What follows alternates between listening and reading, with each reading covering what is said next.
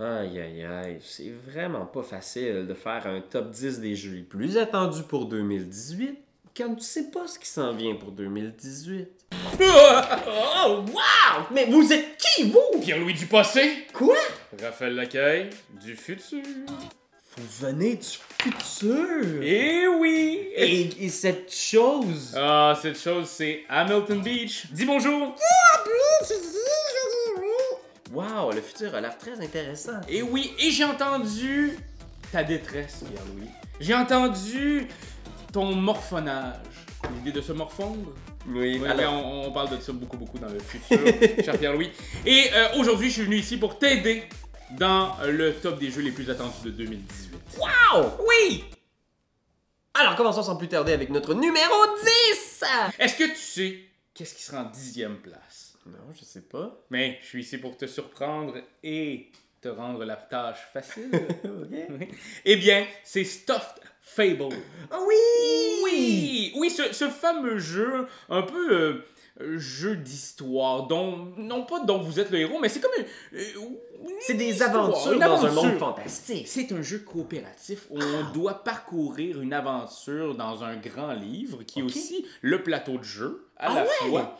Et dans le fond, on est des petits jouets pour enfants qui essaient d'aider notre propriétaire, un peu comme dans Toy Story. Des peluches! On est des peluches, quoi! Et notre but, c'est d'essayer de détruire le Machiavel méchant tueur d'enfants. Wow! Ben, écoute, la proposition a l'air super intéressante. Et surtout, la mise en scène autour du jeu, les miniatures, la planche de jeu. Ça ressemble un peu à Mice and Mystics. Ouais, c'est des mêmes créateurs, d'ailleurs. C'est exactement ça, mais là, on tombe dans un univers qui est incroyable. Tout est beau, tout est bien fait, tout est léché, puis tout est mimi comme tout. Le numéro 9 de notre top des jeux les plus attendus pour 2018. Oui! C'est un jeu de Portal Games qui s'appelle Détective. C'est pas super A modern crime. Tu vois, mon anglais s'est vraiment amélioré depuis le futur. A Modern Crime Board Game, c'est un jeu d'enquête. Alors, Ouais. c'est vraiment, il y a un meurtre ou il y a quelque chose qui a été volé et vous devez résoudre l'énigme, donc trouver qui est le coupable. Et c'est un peu comme Sherlock Holmes, Détective Conseil. Donc, il y a un livre, c'est comme coopératif. Vous pouvez enquêter différents lieux et le jeu vous indique quand vous allez à quel lieu, à tel lieu, ce que vous y trouvez, qui vous y rencontrez. Mais là, il y a une twist. Oui, ce qui est cool ici, c'est qu'il y a une partie du jeu qui se déroule dans le virtuel. Right now, we're inside a computer program. Dans une application! Et oui, parce que vous êtes encore doté de téléphone cellulaire. Moi aussi, Ouais. j'en ai, mais on peut tous avoir un téléphone cellulaire pour jouer à cette application-là. T'imagines? Oui, c'est fou. Puis là, tu peux faire des recherches sur les dossiers criminels, sur les dossiers de la police. Ça a vraiment l'air chouette. Puis moi, j'ai hâte d'y jouer. Quoi? Qu'est-ce que tu dis? Non, je sais que toi, t'as pas de téléphone cellulaire, mais je t'ai dit, t'en auras pas tant longtemps que tu seras pas grand. 8? 8? 8? Oui, on est déjà rendu au numéro 8. Ouais. Le temps passe vite en bonne compagnie, hein? Ben oui, mais c'est un autre jeu qui nous a accroché ou qui a piqué notre curiosité, surtout pour l'univers qu'il propose. C'est Root. Root est un jeu qui a eu un bon succès sur Kickstarter l'année dernière et qui s'en vient cette année. Ça se déroule dans une espèce de forêt. Ah, les cartes sont magnifiques. Tu m'en Oui! parles, j'ai des frissons. Pour vrai, c'est vraiment beau, on dirait un livre d'histoire. Et justement, ça se passe dans une forêt où les principaux protagonistes sont des animaux. Alors, chaque faction va avoir des objectifs différents, des façons de jouer différentes. C'est ce qu'on appelle de l'asymétrie. Hein. Alors, tout le monde a un jeu différent devant lui, mais travaille ensemble. Alors, il y a l'Empire qui est comme des espèces de chats qui essayent de garder le contrôle de la forêt, des rebelles qui sont des petites souris, des vagabonds qui, eux, peuvent prendre pour une équipe ou une autre. C'est eux qui déterminent C'est fou, c'est un genre de free-for-all avec des contrôle règles de fun. zone, conquête. Ah ouais, ça a vraiment l'air excitant. Moi, j'ai très très hâte d'y jouer. Ami adore la 7e place. OK? Oh oui, un jeu dont vous êtes le héros. OK? Genre comme les livres là, qu'on lisait, qu'il faut que tu aies un numéro. Voilà. C'est ça? OK? On parle ici de Château Aventure, la toute nouvelle création de Yellow. En fait, qui est dans le fond une... C'est comme plein de monde, c'est comme un copy-paste de tout le monde, là, tu sais, dans le sens, il y a plein de monde qui ont travaillé là-dessus. Une grosse œuvre C'est collective. une œuvre collective, c'est un patchwork. Ouais, c'est impressionnant. Il y a 12 auteurs, 12 illustrateurs. On parle d'auteurs de renom, tu sais. Ouais. Fait que Balzac. Balzac. Une personne qui est comme le maître du jeu. OK, donc qui, quelqu'un qui lit les livres. qui va lire le livre. Mais en Ok. fait, faut pas que le jeu t'aille juste à regarder le livre, puis ça va être plate, ça, si ça arrive. On a besoin de quelqu'un qui mène le jeu et que ce soit le fun et qui ait appris les règles, un petit peu l'histoire. Un petit peu de préparation, un peu comme un jeu de rôle. Exactement. Ok. Et là, tous les gens vont jouer un seul personnage et vont prendre une décision coopérative sur l'histoire. Et là, l'histoire, c'est un peu comme un puzzle, un peu une aventure, un peu... Tu sais, il y a plein d'affaires. Nous autres, on a eu la chance de jouer à Z-Ward, qui est, dans le fond, un truc de zombie qu'il y a, parce qu'il y a plusieurs thèmes. Et pour vrai, c'est assez impressionnant. Ouais, pour vrai, ce qui arrive à faire, le casse-tête est intéressant, puis il y a toujours de la place pour un peu de jeu de rôle. Donc si vous êtes un groupe qui aimait ça, c'est comme un jeu de rôle très très simple dans lequel tu peux te pitcher rapidement. Ouais. Et maintenant, on passe, sans plus tarder, au numéro... Eh oui, numéro 6. Oui. Et même si c'est un jeu pour 2018, on a l'impression de faire un petit saut dans le passé. Ouais. On parle de Fireball Island, qui est le tout nouveau Rob Daviau, mais qui s'inspire d'un vieux jeu de quand on était jeune, petit. Une vieille patente, là, tu sais, dans le temps où tous les jeux étaient en plastique puis il y avait un petit moteur électrique, là. Tu sais, Fireball Island, là, c'est une montagne. Et là, tu pèses sur un piton et il y a des boules qui sortent, des boules de feu qui sortent de la montagne. Ici, elles tombent sur ton pion et qu'elles le font tomber, mais tu meurs.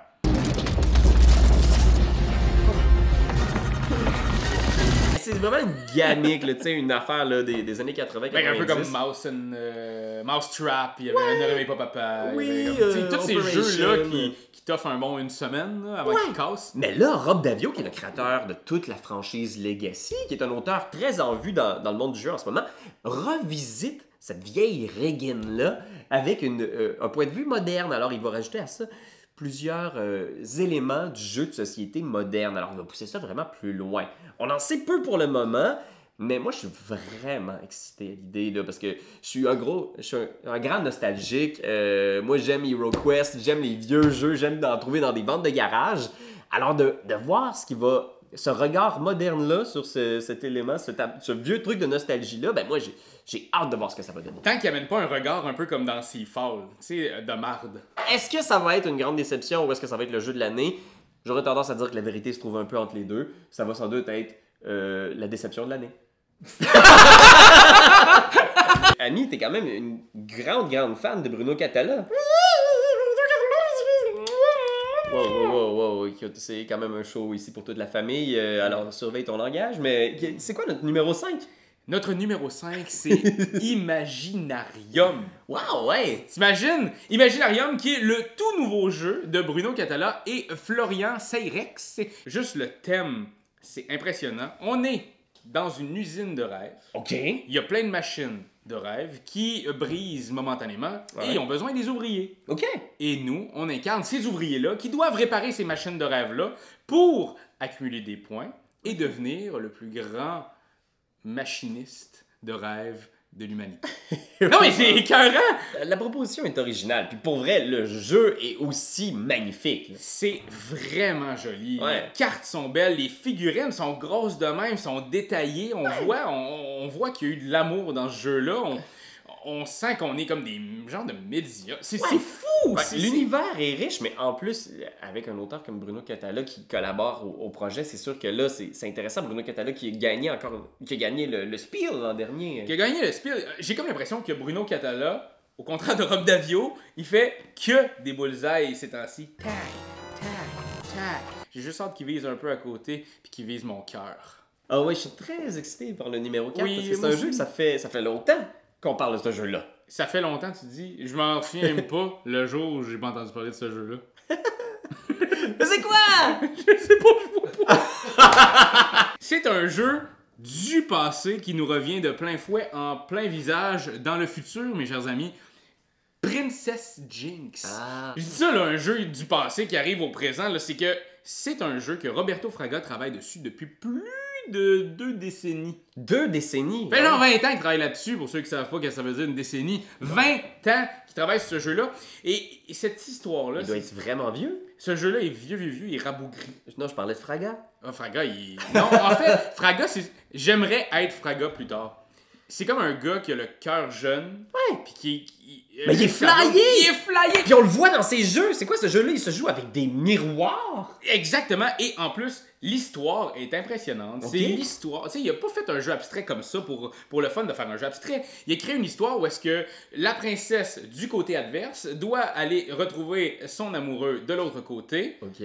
pour vivre la passion parce que, un peu comme Roméo et Juliette, leurs parents veulent pas qu'ils soient ensemble. Et un peu comme dans Roméo et Juliette, c'est un jeu abstrait avec des miroirs. tours. Et tu dois regarder dans ton miroir pour essayer de localiser l'autre miroir. En fait, de localiser la princesse adverse. Dès que tu vois la princesse, tu fais « Ah, ça c'est ta princesse. Ah ouais. Et... Mais là, retourne si chez elle. tu regardes trop dans ton miroir, ton adversaire va faire comme OK, ton miroir. Le miroir est là, fait que ma princesse, je vais la faire passer à côté, ou je vais... C'est vraiment un jeu, le fun, Ah, c'est un concept impressionnant. unique, là. Et surtout que tu peux pas juste regarder le jeu jouer de même puis voir ton miroir. Il faut que tu te penches un peu pour voir le miroir. Fait que tout le long du jeu, il y a un peu de bluff physique. Et c'est maintenant le numéro 3. Et oui. Alors, c'est un legacy. C'est un legacy. On se lâche pas, on est toujours là, fidèle au poste, prêt au combat. Mais oui, il y en a On tellement lâche des pas legacy. ça, nous autres, des legacy chez Mais- T-Game, on aime ça. Pour ceux qui savent pas c'est quoi, c'est le genre de jeu justement qui chaque partie va modifier votre copie du jeu. Donc vous allez coller des collants, vous allez détruire des cartes. Ça c'est super à la mode, il y en a plein qui sortent chaque année et celui qu'on a choisi dans notre top 10, C'est Rise of the Queen Dell. Rise of Queensdale, qui est Queensdale. Queensdale. Et oui, qui est dans le fond un jeu, oui, Legacy, mais là, il y a une twist. La boîte est là. Mais, Mais les auteurs sont formidables. Il s'agit du couple derrière la série de jeux Exit. C'est une série de jeux d'évasion en boîte qui a connu un gros succès. Puis c'est vraiment malin. Là. C'est le genre de jeu qu'il faut que tu passes en dehors de la boîte. Là. Il y a vraiment des énigmes qui vont te surprendre. Et là, de les voir se lancer dans l'aventure de produire un legacy. Non, mais- je suis comme, waouh, mais qu'est-ce qu'ils vont faire? on dirait que tout devient une opportunité. Là. J'ai comme l'impression que le jeu va nous surprendre. C'est vraiment excitant, tout ça. Là. Oui, mais c'est ça. Est-ce qu'il va falloir forcément détruire des parties, ouvrir la boîte? En tout cas, je veux pas gâcher rien là, de Il n'y la a aucun série spoiler, Exit, là, mais... on n'a aucune idée. Ah man, j'ai Ça va très hâte. Je pense que ça va être surprenant. En plus qu'ils ont gagné le prix pour le Spiel Expert cette année, remis par le jury du Spiel en Allemagne. Alors ça, c'est un prix prestigieux pour leur série Exit. Alors je suis très hâte de voir ce que ça va donner. Oh oui. Ah, il Ouais. voudrait présenter le numéro 2. Vas-y. Ça va être difficile à décrypter.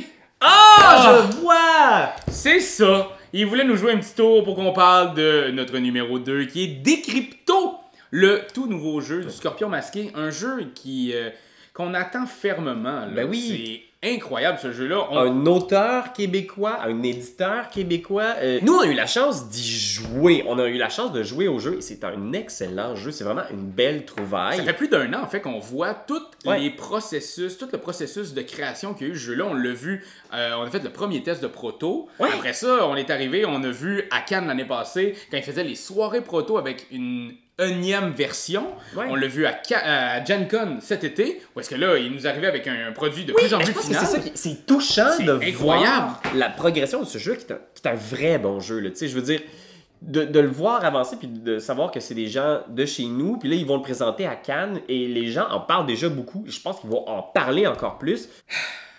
Alors, numéro 1, ça y est, est-ce que tu es prêt à m'avouer c'est quoi le meilleur jeu de 2018? Pour vrai, je pense que tu feras pas le saut. Parce que c'est un jeu qu'on attendait même en 2017. On en a entendu parler. Et je parle bien sûr de la dernière extension de Scythe, Rise of Fenris. Oui! Écoutez, c'est une extension pour un jeu que moi j'aime particulièrement. On est Puis plusieurs. moi, à j'aime pas particulièrement. Scythe! Scythe est un jeu de conquête, de gestion de ressources, d'économie. Et bien là, on a une extension qui va nous amener 8 scénarios. Donc un récit en 8 chapitres pour le jeu de Scythe. Alors ça va nous amener à découvrir comment l'Europe parallèle qui nous est proposée dans ce jeu-là s'est transformée. Là. C'est vraiment chouette comme univers. Les illustrations de Jacob Rosalski sont à se pitcher par terre. Puis Et- moi, c'est ça l'affaire, c'est que j'ai vraiment pas tant aimé le jeu. Ouais. Les autres extensions faisaient juste me rentrer des épines dans le dos, mais cette extension-là arrive avec l'idée des scénarios. Oui. Je vais en apprendre plus sur cet univers qui, pour moi, était le gros hit de ce jeu-là. J'ai Ouais. j'ai trippé sur l'univers. Là, on va en apprendre davantage. Et vu que c'est la dernière étape de Scythe, on n'en saura pas plus par la suite. Ouais. c'est le jeu vidéo qui arrive après. Oui, un Fait que jeu tu sais, vidéo à la suite, ouais. Ils ont comme créé une vague de bonheur Ouais. jusqu'à le jeu vidéo. Ben, Puis l'univers était assez riche pour accueillir tout ce matériel-là. Tu sais, il était assez intéressant pour qu'on s'y plonge plusieurs fois. Puis, tu sais, on nous promet des choses comme des boîtes à ouvrir, des nouvelles pièces de ça- jeu. Et c'est pas un legacy, on déchire rien, tout peut se resetter. Alors moi, j'ai vraiment hâte, là. Un peu comme Harry Potter, le deck builder, tu sais, qu'il y avait plusieurs boîtes à ouvrir, mais que tu pouvais toujours recommencer la Vraiment, campagne. Nouveau mode de jeu. J'ai hâte. Et voilà, c'est notre top! c'était le top 10 des jeux qu'on attendait le plus en 2018. Non mais, good job! Merci d'être venu du futur pour nous en parler. Et content de t'avoir aidé. Je venais juste de l'écouter de toute façon votre top. Fait que c'est pour ça que je me suis dit que ça allait être bien de te le dire. Tu veux dire que t'as juste écouté notre top dans le futur, puis là t'es venu, puis tu nous as dit notre top? Oui, mais c'est parce que moi je suis dans le futur d'un mois. Fait que je suis venu t'aider. Quand t'aimes quelque chose, tu donnes des bisous dessus. Mais comme c'est un ordinateur, tu donneras pas de bisous. Tu vas plutôt commenter, puis tu vas partager. Oh oui, partager, partager, partager. C'est la leçon de Jésus! Randolph, t'as tout pour jouer.